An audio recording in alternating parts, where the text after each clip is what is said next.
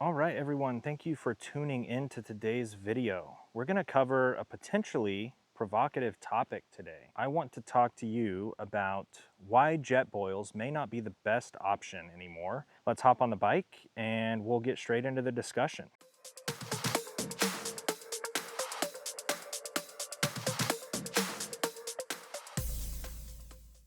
All right, so let me start by clarifying something. If you're using a Jetboil, unlike what my title says, I don't actually think that you're doing anything wrong. I just think that there might be cheaper, more efficient, smaller, lighter, potentially more reliable ways to get the same thing that you're getting out of a Jetboil. Oh, deer season here. Hunters out on ATVs.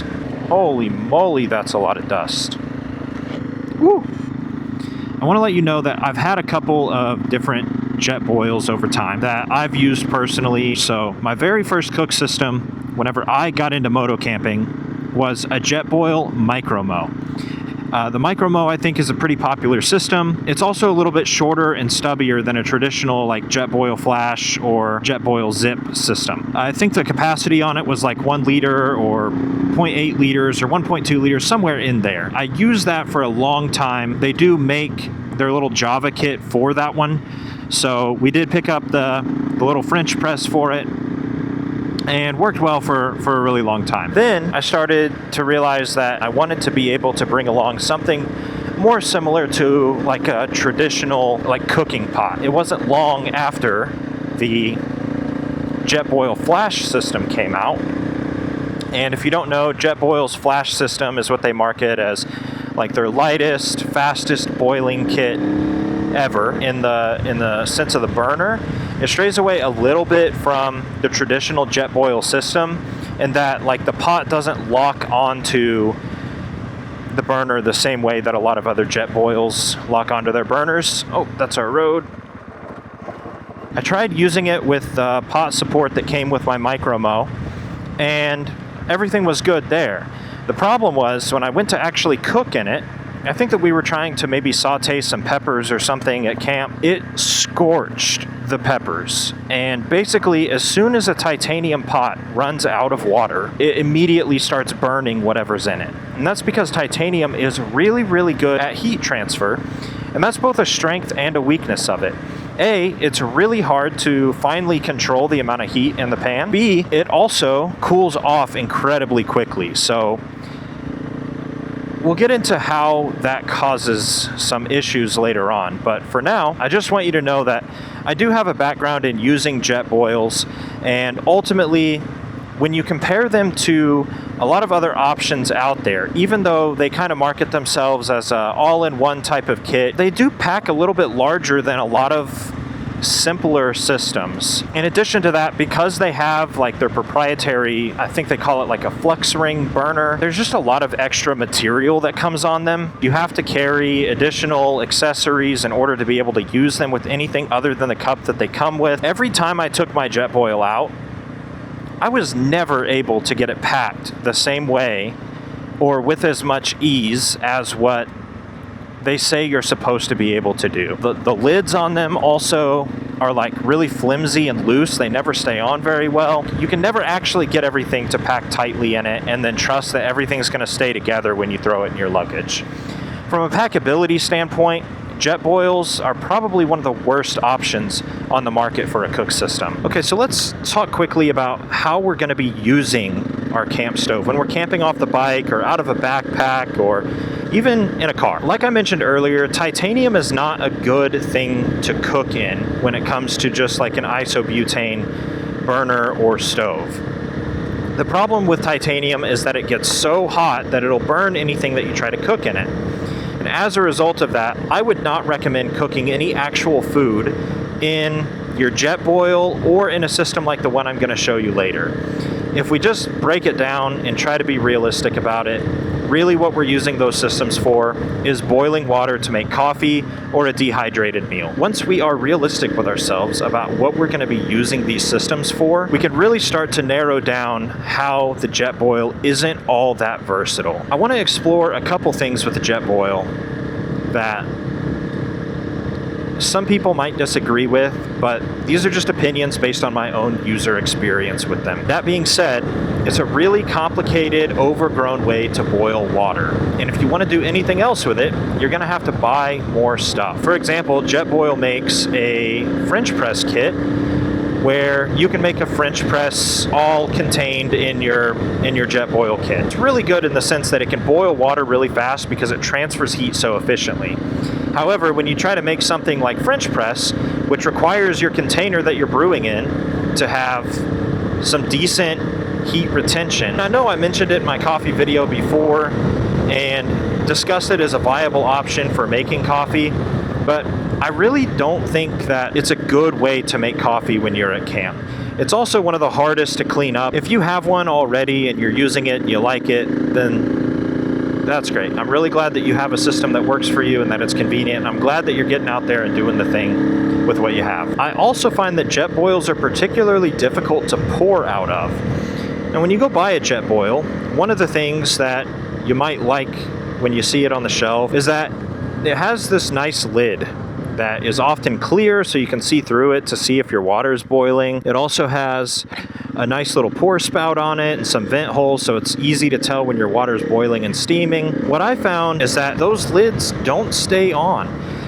They rarely stay on when you just pack your stuff away in your luggage, but even worse, when they get hot from using the Jetboil, the lids are even looser, or they kind of expand a little bit, and so they don't fit as tightly on the top of the Jetboil, and they're really likely to come off. Anytime that you pour out of a Jetboil, you have to hold the lid on or you're going to lose everything. The other thing when it comes to versatility is cooking actual food, like we've already mentioned a little bit. You're not only going to have to buy the other equipment that you want to cook on or in, but you're also going to have to buy an additional Jetboil accessory, which is their pot support. Ultimately, you're just going to spend more money in the long run buying all of these accessories for it to make other things work. The final thing is the reliability. If you buy a Jetboil with an igniter on it, you want to be able to expect it to work. Most people who are camping are going to be carrying some other way to ignite a camp stove, but that's kind of besides the point. The point of the igniter, the push button igniter, is the convenience. And I've talked to a lot of people and seen a lot of people talking online about how their igniter just stopped working on their Jetboil, and it's really frustrating. You probably paid more for a system that advertises that it has a good igniter, and your igniter stops working. You're just left with a stove that is much less feature rich than what it should have been or what it was when you bought it. The fact that you could scorch your face with boiling water because the lid won't stay on, or you can't ignite your camp stove because the igniter broke, for the amount of money you spend, I just think that's unacceptable. That's kind of all the issues that I've noticed with Jetboils, and don't get me wrong, I'm nitpicking, I'm a chronic overthinker. If you have a Jetboil, I'm not saying that you have to go and get something different. They are good systems when they work. They just have some quirks about them that for the money they really shouldn't have. One of the nice things about our sport or our hobby is that it has a lot of crossover with some other hobbyists that do something similar but a little bit different, and that's backpackers and thru hikers. Because of that, we get to use a lot of the gear that has been in development and been engineered for years at this point to be lightweight, packable, efficient, reliable, and overall just work well. I would encourage you to go out and look at some of those options, maybe watch some of those hikers talk about what works for them.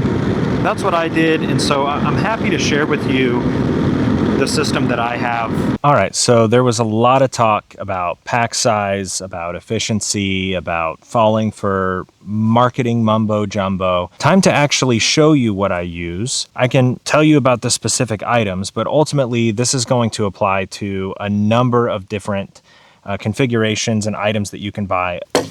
So this is my entire cook kit right here. And like we discussed earlier, cook kit on a motorcycle trip basically means something to boil water in. You can grow your kit to be a little bit larger than that if you want to take a pan or something like that. And I can also explain to you why this generally speaking, is going to be better than something like a Jetboil for that kind of camp cooking as well. One of the things that I mentioned earlier is that because we kind of share a hobby with another group of outdoor enthusiasts, that being like backpackers, thru hikers, we get to reap the benefits of that. And so this cup is made by Evolve Supply Company. That company is run by a really popular YouTuber in the backpacking space. And basically the story behind it, and the story behind a lot of backpacking gear, they weren't super pleased with what was out there on the market. And so they go to the drawing board and produce something that they're looking for specifically. And if it's marketable, then they end up developing it, manufacturing it. I was looking for one that had a sort of like pour spout on it. There aren't very many titanium cups or just normal cook cups that come with pour spouts on them, so they can be kind of hard to find and hard to get a hold of. The lid has a wooden handle so it doesn't get ridiculously hot. Those were the main features that I was looking for. I'll go ahead and pop the lid and show you what all lives inside of this.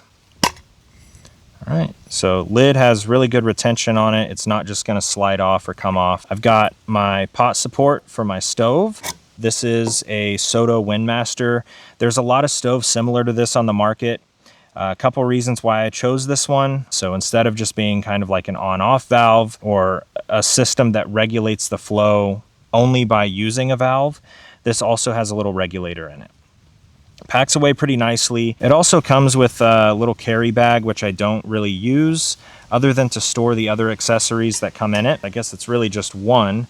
But if you're really into the ultralight stuff, then you can use this pot support, and then it folds out into like kind of a tripod. It's a little bit smaller. It's a lot lighter than this one. Honestly, I haven't tried to pack this one inside the cup, but I know that this one fits, and so this is the one that I take with me. Super easy to put on the stove, so it's spring loaded. So you just separate it like that, and then slide it on and let go. And now it's not going anywhere. It can support a lot of weight. It also has an igniter built in, and this igniter has worked for me every time. Believe it or not, after pulling out the stove, there's still room in there for a 100 gram or 110 gram can of fuel. So pull that off, assemble everything. One thing I noticed with some of the Jetboil stuff is they advertise that they have a lot of accessories, but a lot of them really aren't needed. One of those accessories is a fuel can stabilizer. If you still care about having a fuel can stabilizer, you can always just go buy one for a system like this. I think there's a lot of companies that make them just kind of one-off, but I found that it's really not something that's necessary to have. Usually if I'm going to be cooking, it's going to be on a table like this. And these cans have a pretty small footprint, so it's really not that hard to find some level ground or a rock that has a face that's large enough to put this on it. So I thought I would show you how fast this boils water. It's actually a pretty windy day out here right now, and so it's going to be a good test of the Soto. Did I say it's a Soto Windmaster? Suddenly forgetting the name. But it's going to be a good test of the Soto stove here. The trick to having a system that's efficient in the wind is that you want your pot to be able to sit relatively close to the flame. And there's really not a lot of room between the burner and the pot here, so wind isn't going to have a huge effect on it. But anyway, we're going to brew some tea using some boiled water in this just to kind of show you how it works. Got my Sea to Summit. I believe this is the Frontier collapsible cup. I like it. It's got markings on the inside of it that show you how much water is in it. This cup also has that on the inside, so if you're trying to do ratios for coffee or something like that, or measure out water for a camp meal, you can definitely do that without having to have any external items that you have to carry to measure out your water. In this case, I think I'm just going to pour up to like, I don't know, somewhere around 8 ounces. Now, one gripe that I do have with this cup, because it's so good at transferring heat, it transfers a lot of that heat to these handles. So as far as I'm concerned, when you're boiling water on this, once it's boiling, these handles are no longer usable. I've found I can just pick up a stick and use a stick to kind of leverage it, and it's totally fine. Now open it up, ignite it on the very first click, and we're gonna let that boil. We basically just watch for steam to come through the pour spout and steam to come through the 3 holes on the top of the lid. Once that steam is kind of roaring through those holes, then you know that your water's boiling or at a rolling boil. All right, so I got my stick. The cool thing about it is, even though these handles on the back get ridiculously hot, this handle on the top is totally touchable. So you'll see how I use that in a second.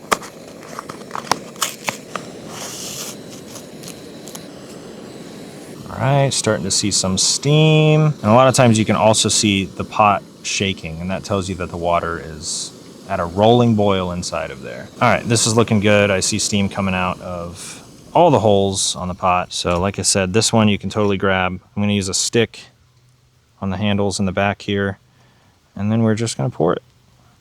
And that pour spout is really nice if you're trying to control your water flow. So, you know, if you've watched some of my other videos, you know that occasionally we'll take some ways to make like pour over coffee, or some ways that might require you to pour or to control the flow of your pour. That's why I really wanted one with a pour spout. When we were on the bike, I was really trying to convey that the Jetboil really isn't the best option. It has some flaws in some of the things that come with it, some things in it just not being useful. It's ridiculously expensive whenever, you know, you consider that you can have a smaller, lighter, nicer, simpler system for either the same or even less money. You don't have to spend a lot of money to get something nice and something that works well and something that's still lightweight and small. If you tuned in to my video that happened at the Arkansas Adventure Rider Fall Rally, you'll know that we kind of hit the peak of fall colors, but we're kind of in this weird transitional period right now where we've had some high winds and a lot of the leaves have already turned, and so those high winds have pushed those leaves off of the trees. However, there are some trees that still have quite a few leaves on them. It's just that at this point, most of them are brown or like a dark red or orange, and so it kind of makes everything look like it's on fire.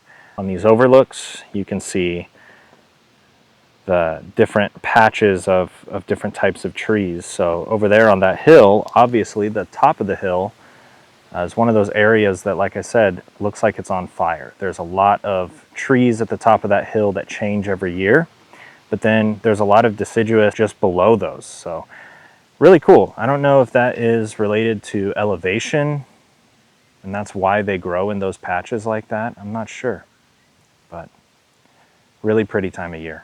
If you already have a Jetboil, I don't necessarily think that you're doing anything wrong. Whatever you have that's getting you out there and doing the thing that we all love doing is the right thing for you. If you're in a situation a lot of people have been in, you're constantly feeling like you're overpacking your luggage, you don't have any room to expand on trips, you have to pack everything the exact same way every time you repack it because it's the only way it fits, or you're just looking to get into the moto camp world and you're trying to build your kit out for the first time. I just think that there are some better alternatives out there. I think that they're going to take a little bit of research and a little more than you might have to do just to go pick up a Jetboil, pull it out of the box and take it on your trip, but I think that you'll be pleased with the results. Thanks for coming along on this trip. Thanks for listening to me rant about camping gear. If you have any questions about any of the products that I used in this video, please feel free to reach out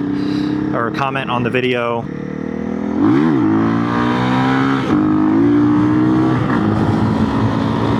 Also, welcome the 300 Rally to the channel. Hopefully in the future I can do a build video and a review on this bike. I have lots to say about it. So stay tuned in the future for that.